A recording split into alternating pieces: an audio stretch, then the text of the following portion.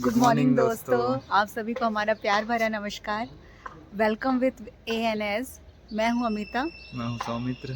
और आज हमारा डे 3 है और आज हम गुलमर्ग की ओर जा रहे हैं। चलिए। हम मॉर्निंग में 8:30 पौने 9 अराउंड निकले। देखिए तभी भी कितना धुंध दिख रहा था। हम तनमर्ग की ओर जा रहे थे तो भी देखिए साइड में कितनी बर्फ गिरी है और ये धीरे धीरे बढ़ती जाती है। और तनमर्ग के बाद तो चारों तरफ बर्फ ही बर्फ, दोनों साइड में, रोड के दोनों साइड में बर्फ ही बर्फ दिखता है।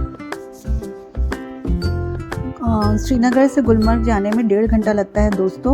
और बीच में तनमर्ग रुकना होता है क्योंकि वहाँ पे गम बूट्स और अगर आपको और कुछ एक्सेसरीज मतलब ठंड से बचने के लिए लेनी है तो वहाँ पे रेंटेड मिल जाती है, तो वहाँ पे भी थोड़ा टाइम लगता है। फिर गुलमर्ग के मेन गेट से भी अंदर जाने में 10 मिनट्स अराउंड वॉक की रहती है। तो ये सब सोच के ना थोड़ा टाइम लेके जाने रहने से क्या होता है, टेंशन नहीं होती, मस्त से आराम से जाओ, थोड़ा टाइम लो। श्रीनगर से अगर आपने चैन वाली गाड़ी में नहीं आए हैं तो आपको तनमर्ग में गाड़ी भी चेंज करनी पड़ती है दोस्तों। तनमर्ग में ही आपको जो गम बूट्स होते हैं और जैकेट और जो भी चीज़ें एक्सेसरीज लेनी हो रेंटेड, वहाँ पे सभी चीज़ मिल जाता है। और गुलमर्ग में भी मिलता है और यहाँ से भी लेके जा सकते हैं। तो यहाँ पे भी बहुत बार्गेनिंग चलती है दोस्तों, आप बार्गेनिंग कीजिएगा। जो भी आपको लोवेस्ट बोला हो वहाँ से स्टार्ट कीजिएगा। हमने भी वहाँ से गम बूट लिया और जैकेट या ओवरकोट वो भी लिया। तो मुझे ऐसा लगा कि जब धूप अच्छी हो और भले ही बर्फ़ दिख रही हो, लेकिन आपने अगर अपना थर्मल वेयर पहना हुआ है, ओवरकोट पहना हुआ है, तो आपको और ओवरकोट लेने की ज़रूरत नहीं है। वहाँ पे ऑलरेडी तेज़ धूप रहने से वहाँ पे बहुत गर्मी लगने लगती है। हम लोग को सब इतनी गर्मी लगने लगी थी, ओवरकोट वगैरह भी निकाल के मस्ती कर रहे थे।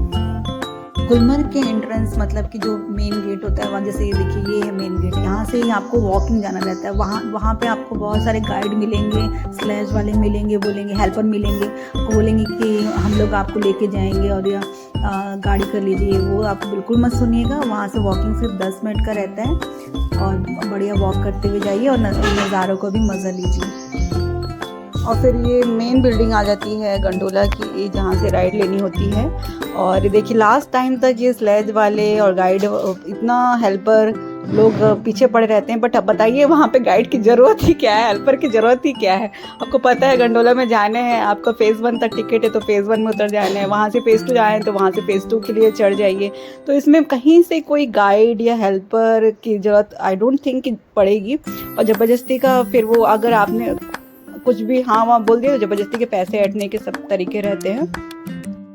उस दिन खेलो इंडिया का चल रहा था और मेन स्कीइंग करने वाले लोगों की भीड़ थी, इसलिए थोड़ा सा ज़्यादा भीड़ था मेरे को लगा, क्योंकि अभी विंटर का टाइम है।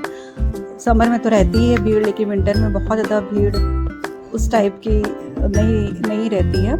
और ये देखिए फिर हम अपने गंडोला पे चढ़ गए और मस्त बर्फ़ के नज़ारे, बर्फ़ की वादियों से होते हुए आनंद लेते हुए गंडोला राइड कर रहे हैं।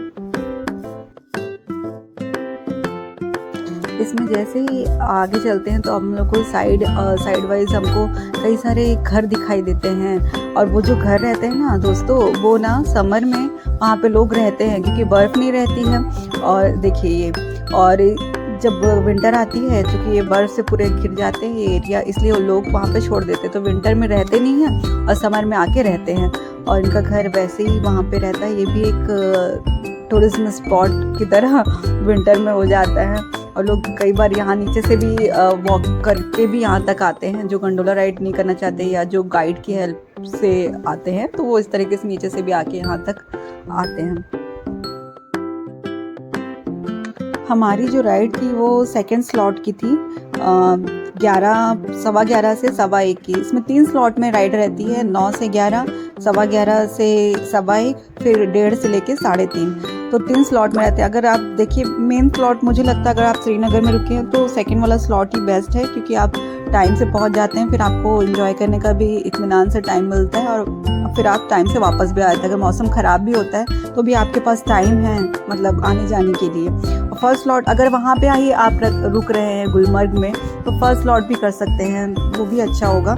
लेकिन थर्ड स्लॉट जो है वो मुझे लगता है कि मतलब वहीं जो रुका है उसके लिए ठीक है, लेकिन जो अगर श्रीनगर से आ रहा है तो उसके लिए तो फिर टाइम ही, अगर कुछ होता है कभी कुछ, मतलब कभी बोलते हैं ना मौसम यहाँ पे बहुत ख़राब हो जाता है या स्नोफॉल होता है तो थोड़ी सी रास्ते में क्या होती है, जाम लग जाता है, थोड़ी सी दिक्कत होती है।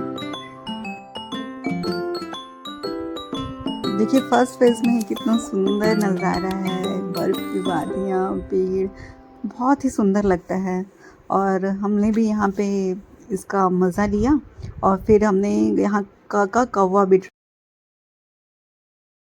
50 रुपए का कौवा रहता है, कुछ चबाने टाइप का भी फील होगा, कुछ कुछ चबाने वाला टाइप है उसमें, आयुर्वेदिक टी टाइप। हाँ मतलब दालचीनी का। हाँ नारियल डला हुआ है, बहुत गर्म है और नारियल डला हुआ है और ठंड में बहुत अच्छा लग रहा है। फाइनली हम लोग का कश्मीर आने का सपना सच हो गया मेरे विद कौवा। कुछ भी सारी प्लानिंग मैंने की, क्रेडिट कोई और ले जा रहा है। ऐसे ही होता है। देखिए प्लानिंग जिसने भी की हो, एग्जीक्यूशन तो दोनों ने मिलकर ही किया, अदरवाइज पॉसिबल ही नहीं होता। तो फिर उसके बाद हमने ऐसे कुछ बूमरैंग बनाए और ना वहाँ पे स्कीइंग ट्राई किया। एक्चुअली मुझे तो करना नहीं था, सौमित्र के बोलने से कर लिया, थोड़ा किया। फिर वो क्या होता है, हम इतने एक्सपर्ट तो होते नहीं, अब चलते हैं ठीक है, चलना है एक्सपर्ट के लिए समझ में आया था कि आप नी को बैंड करके चलिए ठीक है, लेकिन जब रुकने का हो ना फिर उसको जोड़ना पड़ता है। तो वो जो है ना, वो जो टेक्निकल चीज़ है, अब हम चूँकि उसके अभ्यस्त तो है नहीं, इसलिए बहुत डर लगता है। थोड़ा मैंने किया, उसके बाद तो मैंने भैया सरेंडर कर दिया। और फिर सौमित्र लेकिन काफ़ी देर तक ट्राई करते रहे, वो कर रहे थे।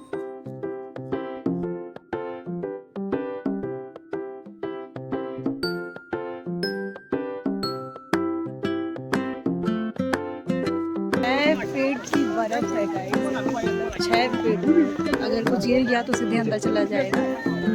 इसलिए मुझे जो भैया है हम सब बोल रहे हैं कि आप अपने फ़ोन वगैरह संभाल के रखिए, नहीं तो नीचे चला जाएगा, तो नीचे ही चले जाएगा, फिर गिरेगा तो उठा के दे ही देंगे। फिर हमने ये सेकंड कवर ट्राई किया जिसमें बहुत सारे एलिमेंट्स गायब थे। इतनी हसीन वादियाँ, तो कुछ वीडियोस बनाना तो बनता है, तो हमने कुछ वीडियो की कोशिश की और फिर वापस निकल आए। जहाँ से हमने एंट्रेंस किया था उसके सेकंड साइड से ये वापसी के लिए उसको बंद कर देते हैं फिर एक टाइम के बाद, फिर यहाँ से हम लोग जा सकते हैं। तो इधर से भी जाएंगे तो देखेंगे कि इनका जो लकड़ी का जो काम रहता है ना, सारे कश्मीर में जहाँ भी जाएंगे आप, मतलब वो एक अलग ही लेवल का, वहाँ पे एक अलग ही व्यू देखने को मिलता है। फिर वापस बैठ गए हम गंडोला में वापस जाने के लिए। और मैं आपको गंडोला राइड के बारे में कुछ बता देती हूँ। जैसे कि यहाँ पे फ़ेज़ 1 और फ़ेज़ 2 होता है। फ़ेज़ 1 जो होता है वो गुलमर्ग से कोंगडूर तक रहता है और दूसरा रहता है कोंगडूर से अफरवर्ड तक। जो फ़ेज़ 1 का टिकट लेते हैं तो आपको लगभग 740 रुपये एक जन के लिए लगता है, और अगर फ़ेज़ 2 की लेते हैं तो आपको पहले फ़ेज़ 1 की तो लेनी ही पड़ेगी, फिर आप फ़ेज़ 2 का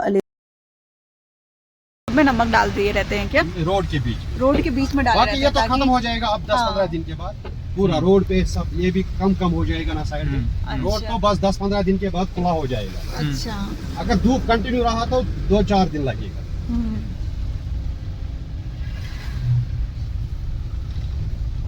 जाता है वो तो अब 40 दिन, मतलब कब से कब? अक्टूबर से 20 दिसंबर से। हाँ, और पूरा जनवरी का महीना। अच्छा, मतलब पानी भी जम जाता है और बहुत एकदम पानी, नलकों में पानी जम जाता है। डिफिकल्ट टाइम रहता है। अभी तो ट्रांजिशन टाइम है, फरवरी मार्च वाला है ना, फरवरी जो है ट्रांजिशन टाइम है, मतलब दोनों। बस अब गर्मी आने लगी। हाँ, भैया ड्राइवर भैया हमको वही बता रहे थे कि क्या बोलते हैं, जो कब से कब तक, दिसंबर से जनवरी तक, मतलब कितना यहाँ पे हैवी स्नोफॉल अगर वो सब होता है और बर्फ़ बहुत जमती है।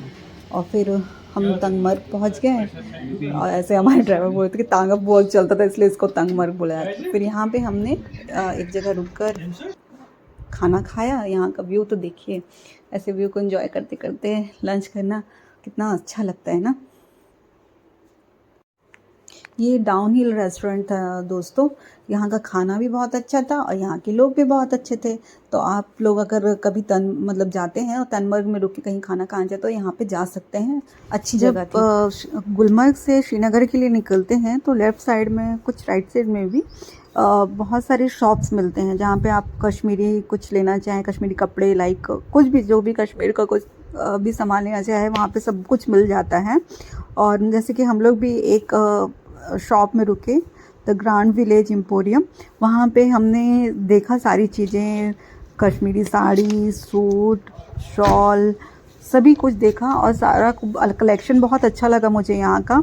और प्लस रेट भी फिक्स था और सही था क्योंकि मैं बाद में भी जहाँ जहाँ गई मैं तो लगभग वही रेट था।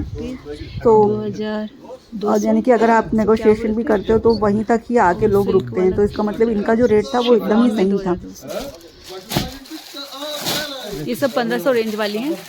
एक वो 2000 वाला जो वो वाला बता रहे थे ना, सिल्क वाला, वो भी दिखाए। हाँ हाँ दिखाई दे ना इसको।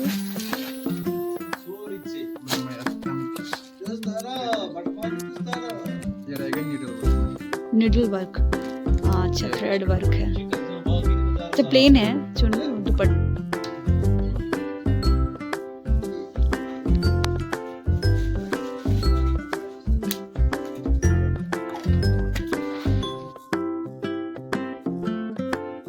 फिर उन्होंने केसर टी ऑफर की, देखिए सौमित्र ट्राई कर रहे हैं। स्वीट नहीं है ज़्यादा नहीं, ग्रीन टी टाइप। हाँ। ग्रीन टी का जैसा अलग फ्लेवर आता है, इसमें केसर जैसा लग रहा है। हाँ, हल्दी जैसा लग रहा है ना, मस्त हो।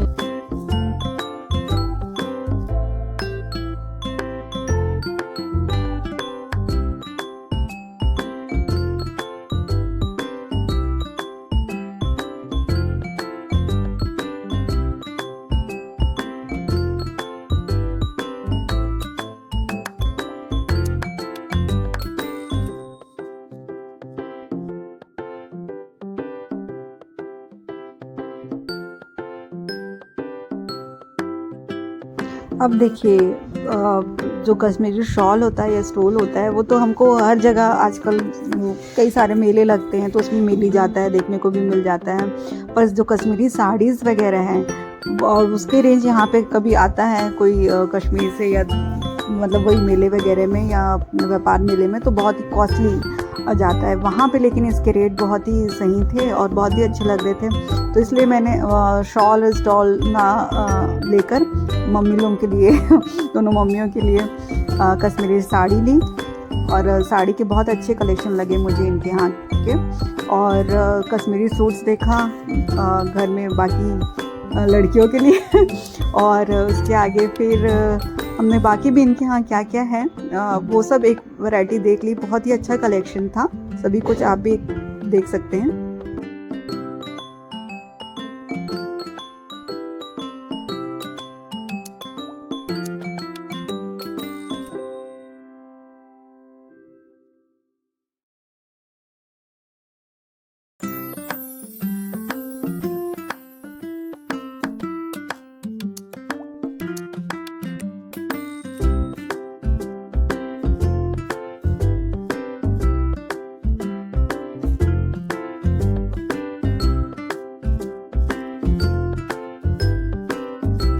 देखिए ये पिलो कवर कितने मस्त है ना।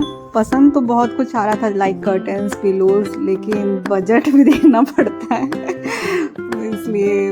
और ये सब कालीन की रेंजेस थी, कम से लेके महंगी तक भी थी भाई। हमने तो बस ऐसे ही देखा और बस वही लिया, साड़ी और सूट के कपड़े। और कुछ यहाँ पे डेकोरेशन का सामान भी था, फ्रिज मैग्नेट्स की रिंग्स वगैरह भी थी, वो गिफ्ट के पर्पज़ से भी आप ले सकते हैं। हमने भी कुछ लिया यहाँ से और बहुत ही अच्छी शॉप थी। कुल मिला के सब कुछ आपको यहीं से मिल सकता है। तो हम यहाँ पे देख के खरीद के फिर आगे निकल आए।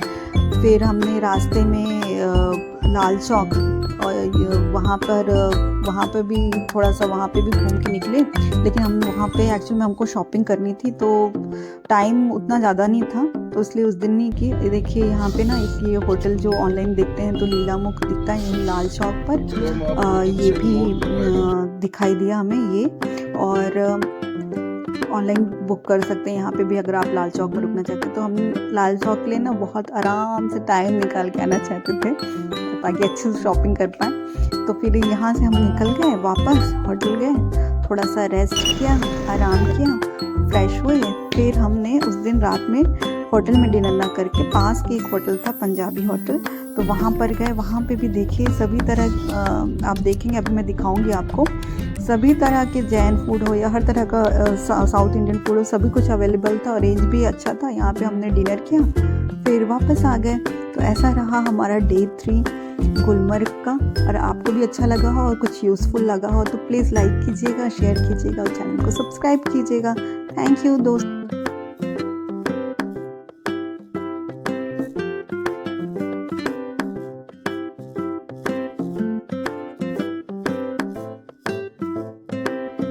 रात में होटल की लाइटिंग भी मस्त हुई रहती है ना दोस्तों तो ये दिखाने के लिए वापस आ गई मैं। मस्त है ना। चलिए फिर मिलते हैं। स्वस्थ रहिए, टेक केयर।